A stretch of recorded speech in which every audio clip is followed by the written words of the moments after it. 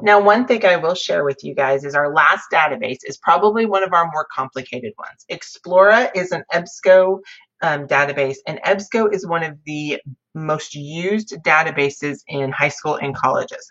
And so it is written at that level. Now, Explora is meant to be a more user-friendly version of it for middle and high school. So that's what we're going to use, but I'm going to show you kind of ins and outs. I'm just barely going to brush over the surface of this because it can get complicated. But I do want to share with you what this looks like. First off, you guys can use these things, but I'm going to actually continue to utilize my my search for World War II information.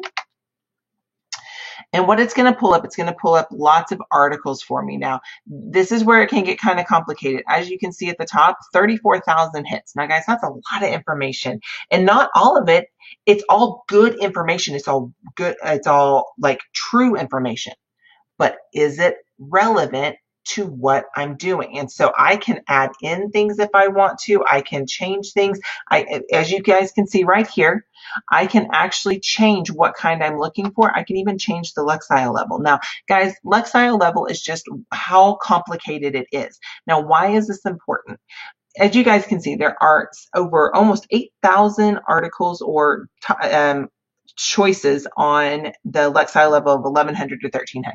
Now, guys, we're talking doctorate level stuff. Like we're talking people who study this and use language that many adults don't use. We're talking to people who are experts at this. And so I personally would move this down so that I can actually get good information either to the 700 or to 900 or 900 to 1100.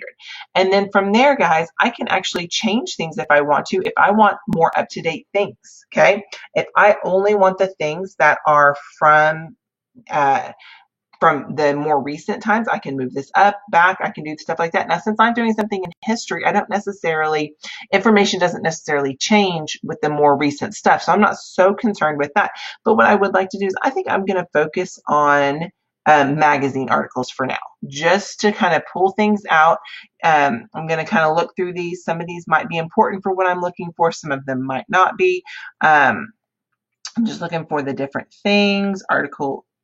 This is about article reports after U.S. enters World War II, discovering Dad, post-war America. That one might be interesting, talking about World War II after World War II, what needs to be told. I'm not necessarily looking for my who, when here. This might be something where I focus more for my level 2 and level 3 questions, but I am just kind of looking to see what we have. She risked everything. That might be a good one.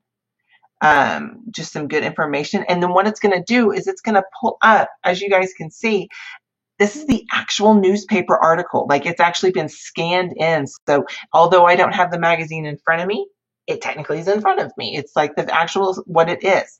This is a Scholastic news site, and this gives me some great information here. Now, let's say I use some of this information. Like this is a topic I want to use. A couple of options here.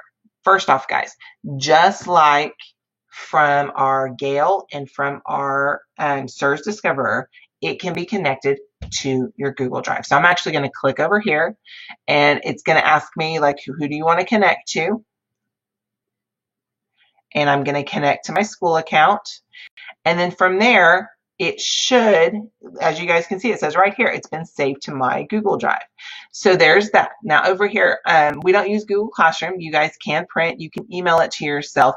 But what I want to focus on is the citation of it, okay? And that's this button over here. So if I click right here, it's going to pull it up here. Now, these do it in alphabetical order. We've talked about this before. There are many versions of citations, okay?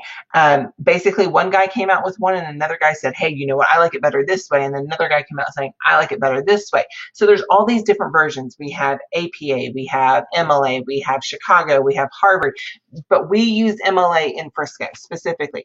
Now, I will tell you guys, all it is the order things go in, or a period there, a question. There's not much change, but this is the one you need to use. So in order for me to utilize this, I will need to copy this. But remember, I don't want that. I just want the quotation marks up.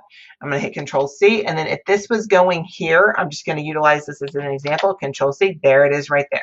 So that's how I would copy and paste that in super simply to get the information. Now, this is not answering my when question, guys. This is just an example of what I would do, and then I could do this. Now let's go look at my recents, and I should be able to click on this right here.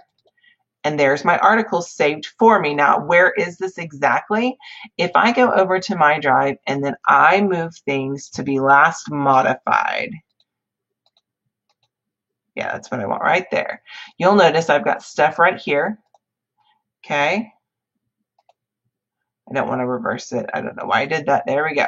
So you'll notice that some of it comes up here. I like to utilize my recents, and that article might be actually with articles versus my folders. Okay. So, but by doing the recents, I will definitely see it. And then there, and I've already showed you where it's at, and that's where I can utilize that information. So that's how you look that up. Now I am going to go back really quick to this area right here. And I'm going to go back to my results list. And I'm going to go to an advanced search. I just want to show you this real quick. There is something called Boolean phrases. It's where you can kind of change, you can add, if I want to do World War II, and let's say I want World War II and just Germany. I want articles about World War II and Germany. I can actually do that, and I can change it saying, okay, I want text, I want author, but I want World War II and Germany. And instead of it giving me articles about like all the other stuff, it will focus completely on Germany. Now you'll notice when we had World War II, there were 34,000 hits. Now I'm at 3,800 hits, and that's a big difference. You also notice that my dates changed. I could actually, if I wanted to, I could move this down to the time period of when World War II was going on. So I'm actually going to get information from then. And you'll notice there's only 139 things. So if I wanted to go here, I will actually be able to see the Saturday Evening Post. And this is the actual article from when this happened. How cool is that? That this is a copy of when it happened. And this isn't something I'm reading that is from 2020. We're talking, this is from, when was this from? 1941. How crazy is that? And so that's what's really cool about using Explorer, although it can be more complicated, is that I can actually get stuff from, if I'm doing historical or if I'm doing a place or a person, I can get things from the time period when it was there. So that's something really cool to look at if y'all are interested. But again, I would go over here and hit Cite, and then I could go into that. But that's just one way you can utilize Explorer. It is definitely something that if you have time to go in and play with and just look through different things, practice makes progress on something like this. This is something that you need to practice with, but Explorer is a good one if you've got something where you want news articles, if you're doing anything with medications or diseases. This is a great place to go for that. So this is how we use Explorer.